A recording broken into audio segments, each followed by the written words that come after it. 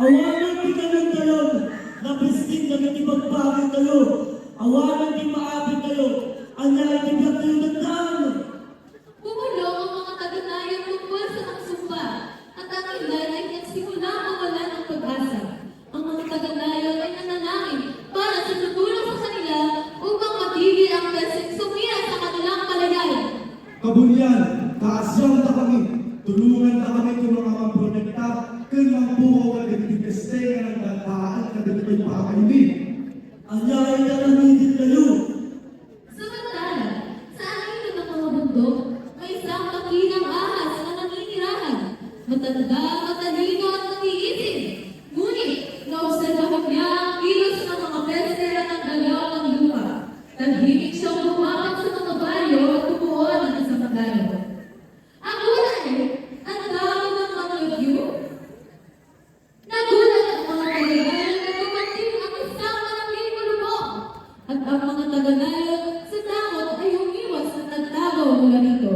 Nagtataka at naghinala ang mga taganayan kung bakit ang malubog ay naroon. Ngunit pinagpatuloy pa rin nila ang kanilang ginagawa. Hindi nila alam na ang malubog ay matamang makakasin sa kanila habang inaalagaan nila ang kanilang palayan. Kaya kayo mga tulungan din ito nagsama kondisyon. No, surutin niyo di malakat ko, may ispal na yung nagitiapit niyo. Ang araw ay nagsimulang lumubog.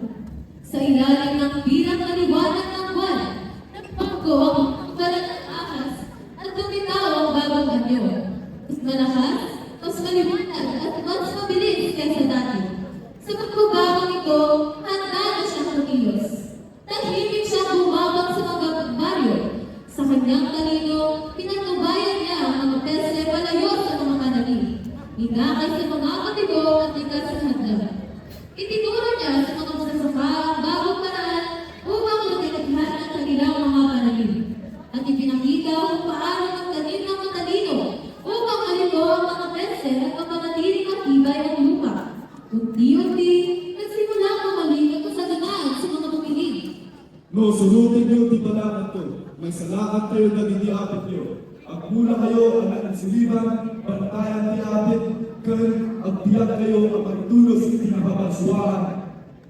Mula noon, anumang pagsubok na dumating sa kanilang layon ay magkakasama sila magtutulungan at nagbabayarihan kasama ang ulubog.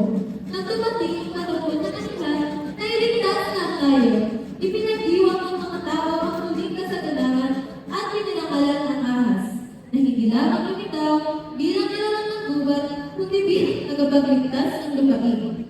At yaman kami, Bibora, sikat na magkasalamat na kami. Mula noon, ang Bibora ay naging simbolo ng tatag, pagbabago ng pag-asa. Lalo pang naiintindihan ng mga mamamayan na kapag dumating na ang dilim at tila nawawala na ang lahat, ang matatalino at matapang ay muling makakapagligtas ng bansa.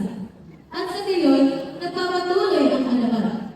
Ang pagliko ay kaligtasan, ang pagbangon ay lakas. Ang pagbabagong anyo ay tagumpay. Kami, ang Bibora,